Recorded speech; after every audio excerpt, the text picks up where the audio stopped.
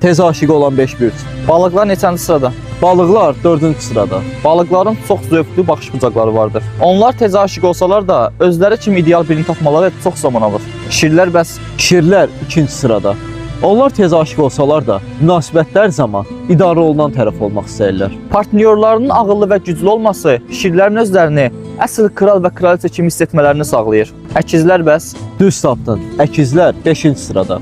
Əkizlər sürətli düşünmə özəliyinə malik olduqları üçün tez aşiq olub tez sıxılırlar. Amma dəyişkən olduqları üçün yox, xaraktersiz insanları iç üzünü tez gördükləri üçün. Qoçlar var siyahıda.